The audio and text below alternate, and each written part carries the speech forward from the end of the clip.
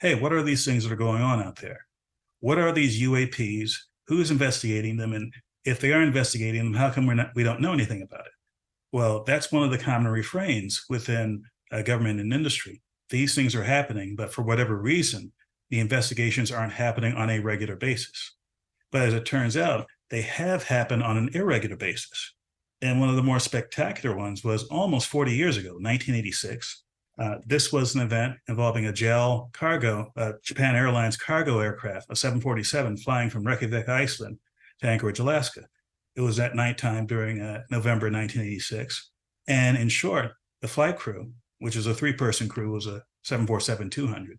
They all witnessed not one, not two, but three UAPs over about a 30-minute span, where they first saw two anomalous lights out in front of their aircraft, and they thought this was a traditional aircraft, but it was behaving in ways that were completely unlike a normal aircraft.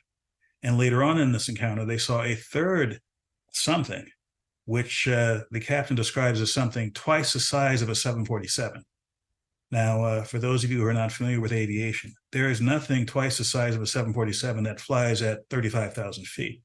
Yes, there have been dirigibles and airships that have been about that size, but none of them ever got that high.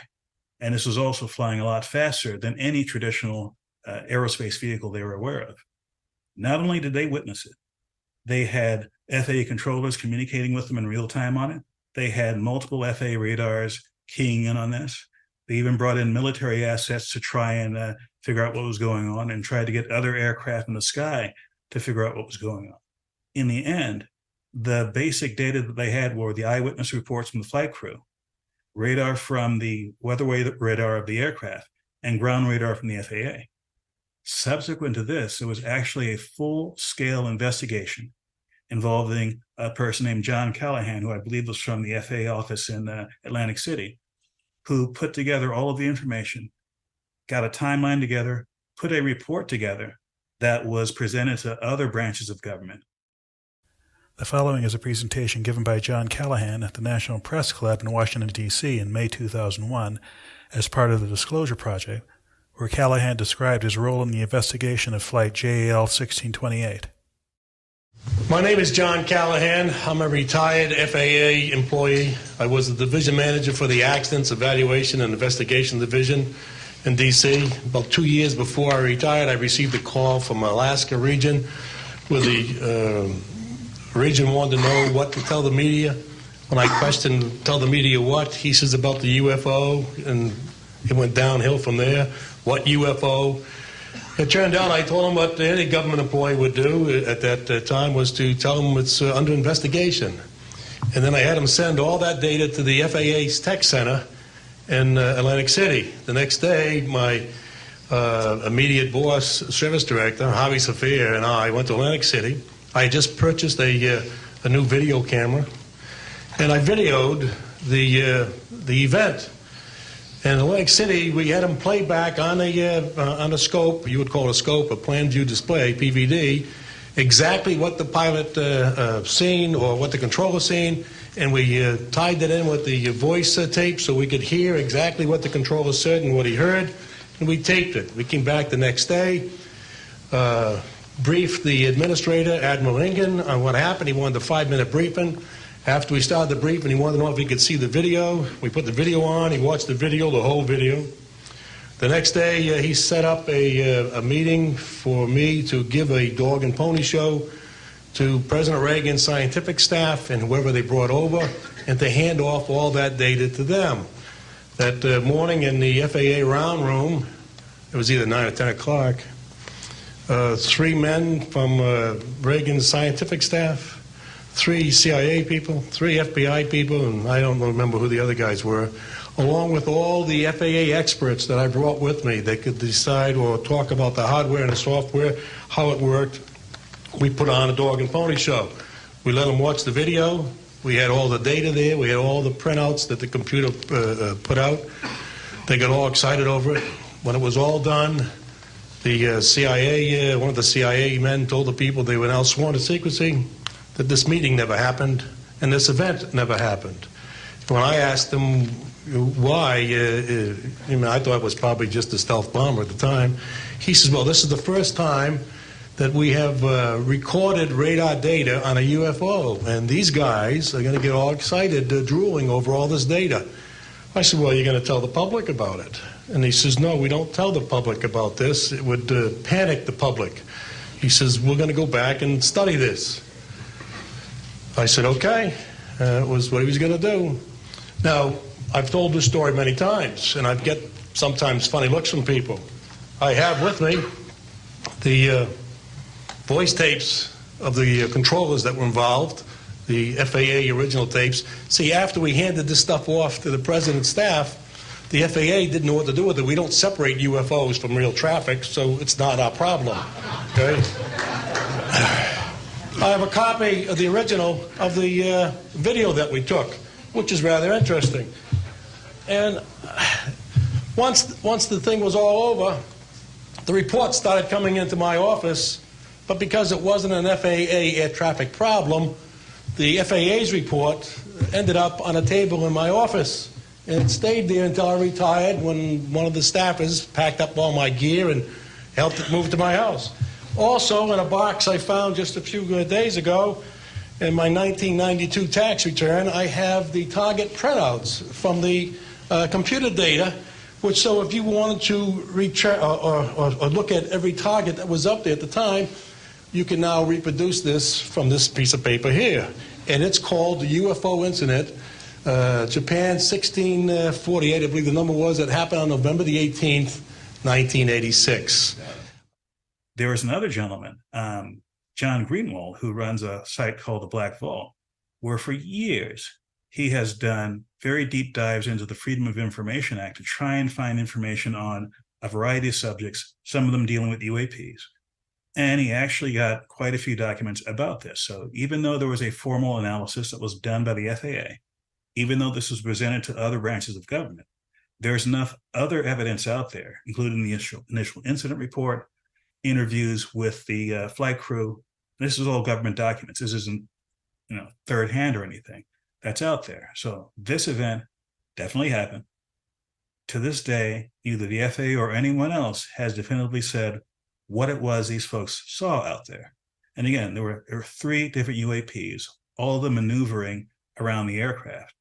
And the 747 itself, at one point, the air traffic controllers even told them, hey, let's do a 360 and see if this thing is still following you.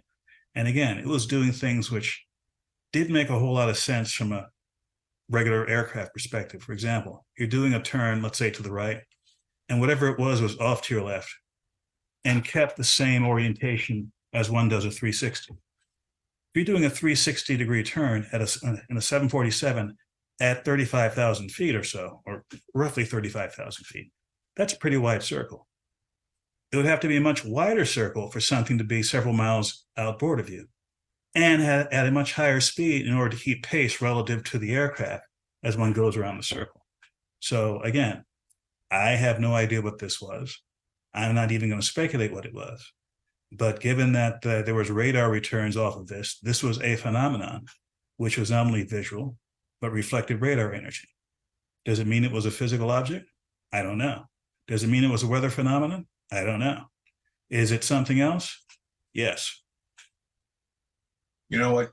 As I read through what you sent, I was very disappointed to see that Japan Airlines grounded the captain for a year.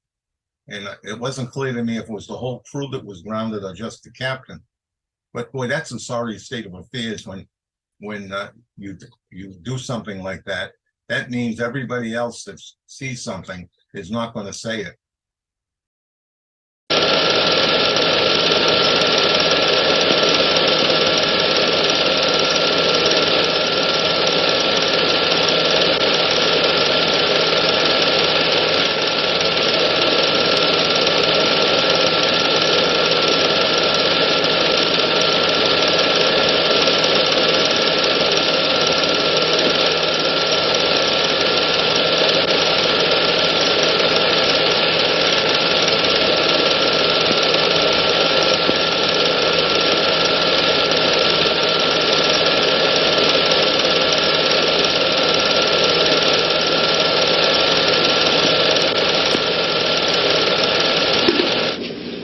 The exact date of his sighting was July 2nd at 11 a.m., Mountain Standard Time.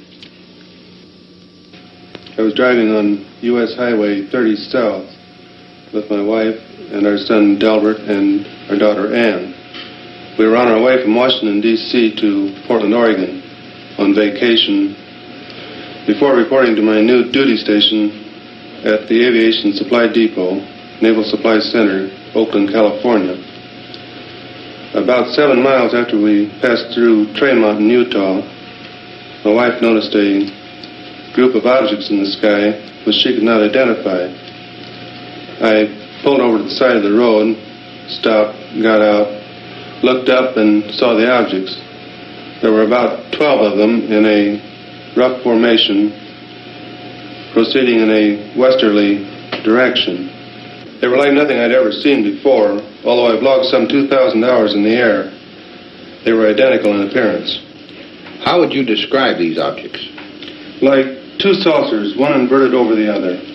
I had no means of judging the altitude. It appeared to me to be about the size of B-29s at 10,000 feet. Did you photograph them immediately? I watched the objects for a few moments before getting my camera out of the suitcase. Then I lost more time getting film out of the second suitcase and loading the camera. When I first saw the objects, they were almost overhead. By the time I had the camera ready to go, they had moved to a considerably greater distance. What kind of a camera did you use? A 16mm Bell & Howell, film auto load master with the 3-lens turret. I selected a 3-inch lens and set it on f8 and focused at infinity. Did you think of using slow motion? No, the camera was set on 16 frames per second, and in the excitement of the moment, I didn't think to shoot at a greater rate, although that would have improved the coverage. I centered the viewfinder on the objects and made the first shot. Then I decided if the sky were darker, the objects would show better. So I stopped the lens down to f16 and continued photographing. This proved to be a mistake, as the quality of the film would have been better had I left it at f8. Did these objects remain together in a group at all times? No. Toward the end, one object reversed its course and proceeded away from the rest of the group. I held the camera still and allowed this single object to pass through the field of view, picking it up again later in its course. Did this single object return to the rest of the group? No. I allowed it to pass through the field of view of the camera 2 or 3 times, and then it disappeared. In what direction? Over the eastern horizon. What did you do then? I turned, swinging the camera just in time to see the rest of the group disappear over the western horizon. What was the weather? The weather was bright and cloudless. Visibility good? The visibility was excellent. How does this film you shot compare with what you saw with your naked eye? You have studied the film. Yes, I've studied it. I'm very disappointed. The film falls far short of showing what I saw with the naked eye, due to the delay in getting the camera started and my error in exposure. If I'd had this camera on the seat beside me, loaded and ready to go, there'd be no need for questions. The Air Force would have the answer. What is your full name, please? Delbert Clement Newhouse.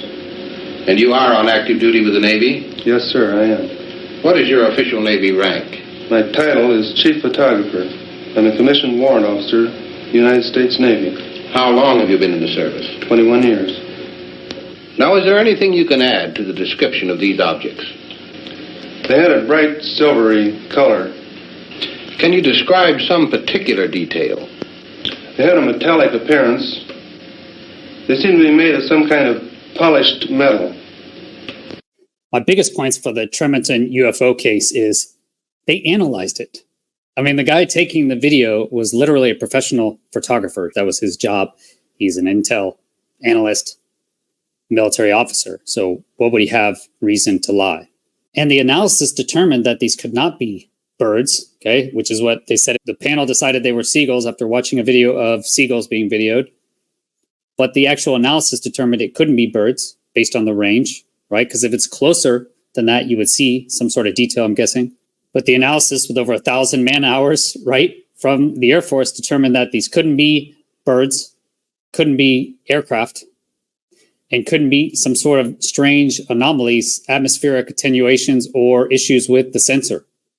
So they determined it. And based on the year, 1952, this also could not be drones. So that rules out drones. So what else is it going to be? What else is there? That's the extraterrestrial option. That's the extraterrestrial option that they just couldn't bring themselves to actually consider. This is the Utah film as it was originally photographed. The image structure and maneuvers definitely eliminate any kind of known aircraft. This is where Chief Photographer Newhouse, in his excitement, changed exposure. He believed that by changing density and giving the film more contrast, he could clarify the objects. The single object that reversed its course. The bounce is due to handheld camera.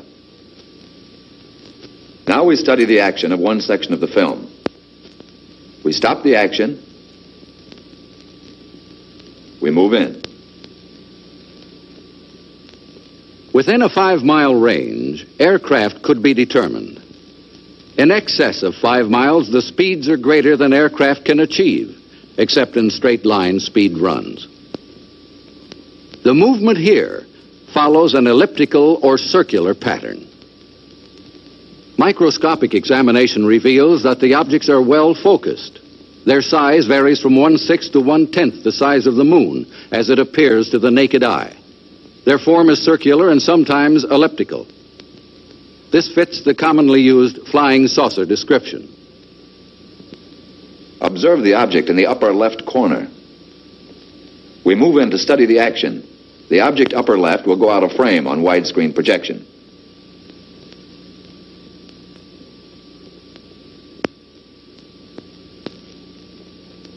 Observe the motion of the two objects upper right as we rock them back and forth.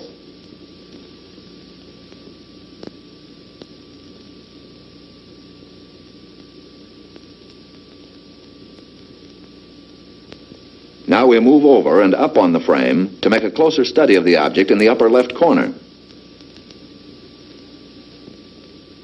Examine this object closely. Compare it with those objects you saw in the Montana film. These films were taken approximately 2 years apart, hundreds of miles apart.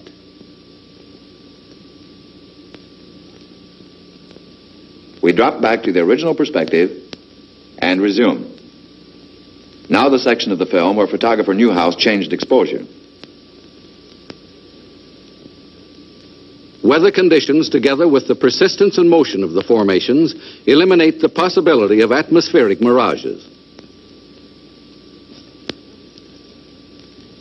Photogrammetric experiments have shown that the images cannot be associated with any kind of birds at any distance. Stop. Now forward again.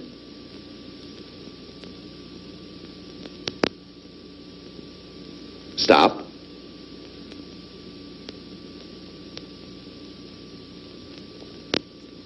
We drop back to original perspective.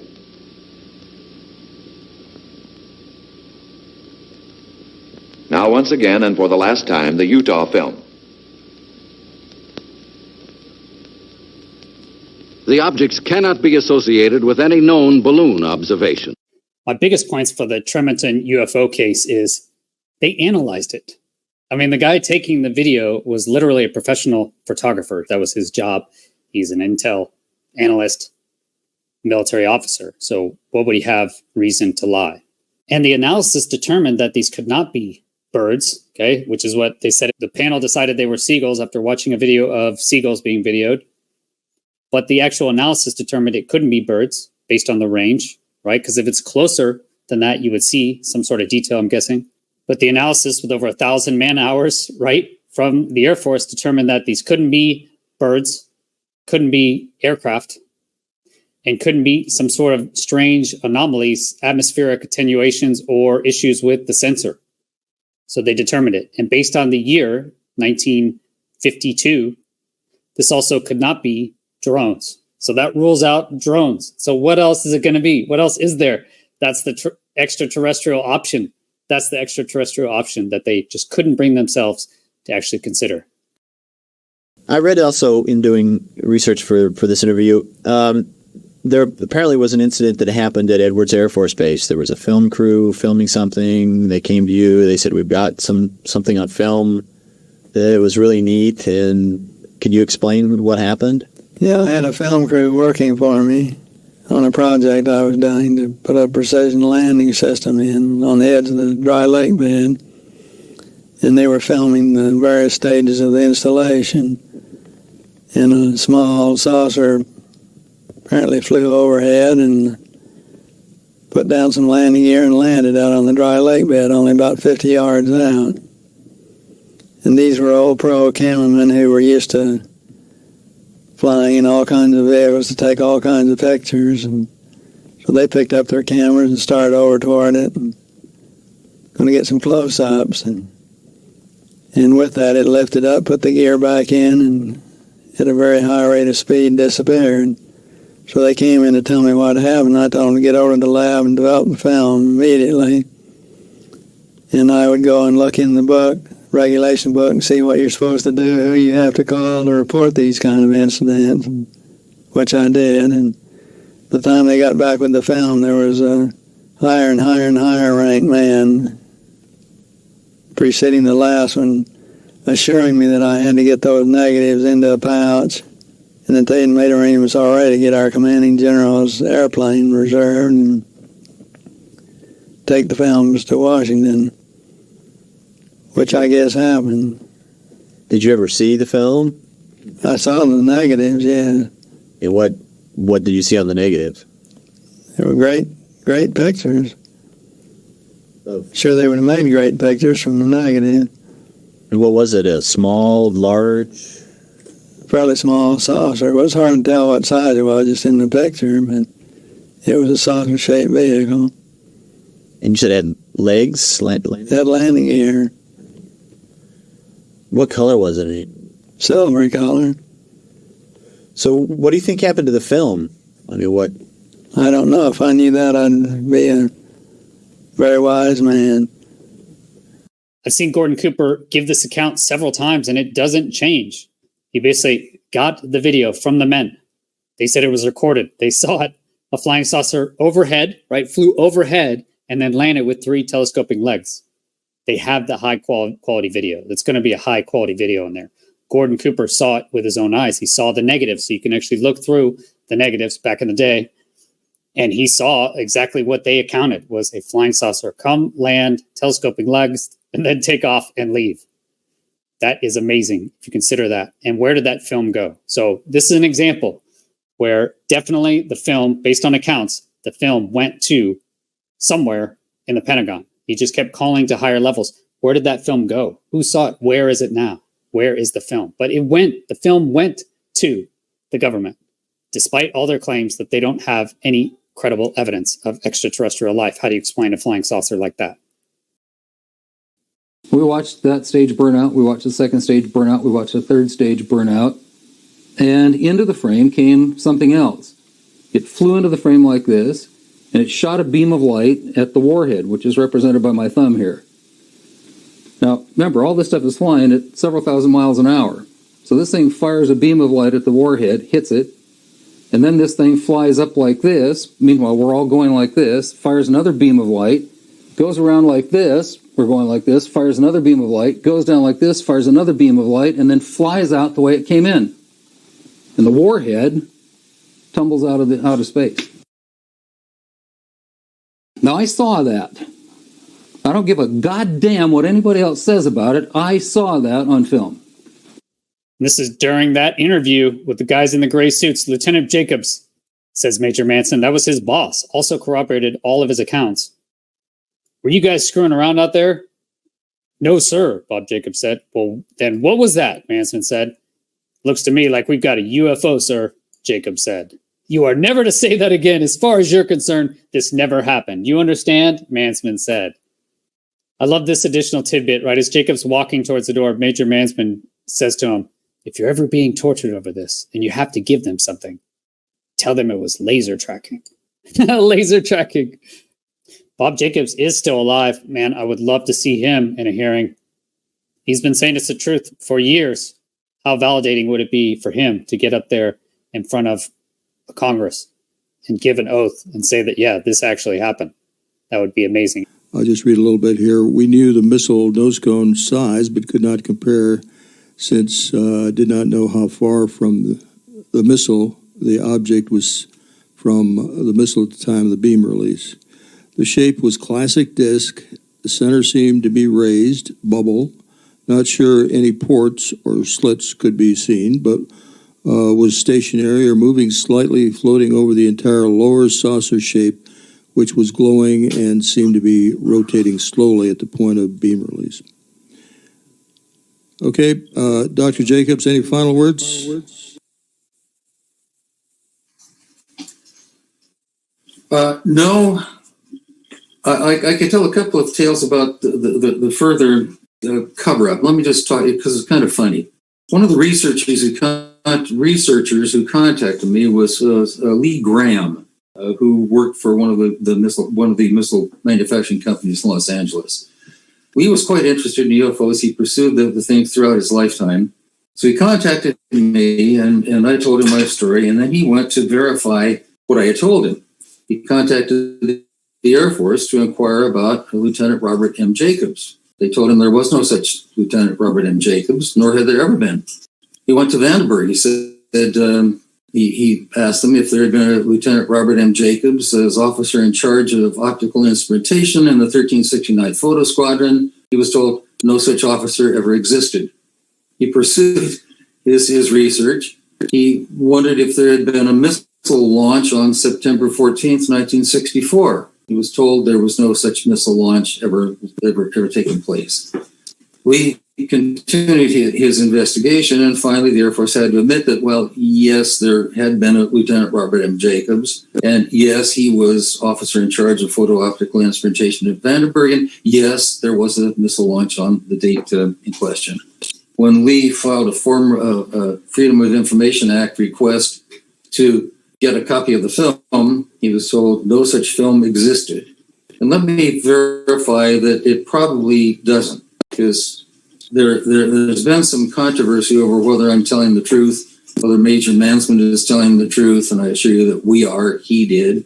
He is passed on, unfortunately. And what we know is that the two guys in gray suits who were in Major Mansman's office that day were with one of the government agencies that are all alphabetized. We believe it was the CIA. They took the reel of film from Major Mansman, they reeled it down, and they snipped off the bit of the film that had the encounter on it. They gave Major Mansman back the rest of the film, and they said to him, "We don't need to remind you of a security breach, do we?" He said, "No, sir." And they walked out of his office with the film in hand. Major Mansman reported how many people had seen the film. And that would show there's another film that the U.S. government has. These are just 3 cases. Go back to Delbert, the original video. He has the videos. And if you look at the actual Project Blue Book printout, if you look at their actual results, it looks exceedingly, shockingly similar to the same sort of reports, analysis that we're getting now.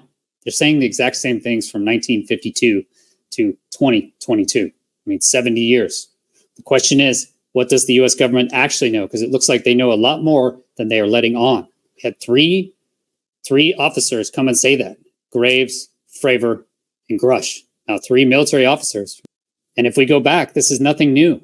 Okay, we can even go back further and show that Delbert made the claim back in 52. Then you have Gordon Cooper. He's had 2 supposed incidents where one, he sent up video, high quality video evidence. And then you have Bob Jacobs in 63. How do you explain those? And Bob Jacobs is before we had laser tracking, and Delbert is before we had drones, as well as 57. How are you going to have drones do that for Gordon Cooper? So I think this just confirms to me that the U.S. definitely has more data, more videos that they are not letting on. They're not letting out. Christopher Mellon has said we need to get this data out. They have satellite data.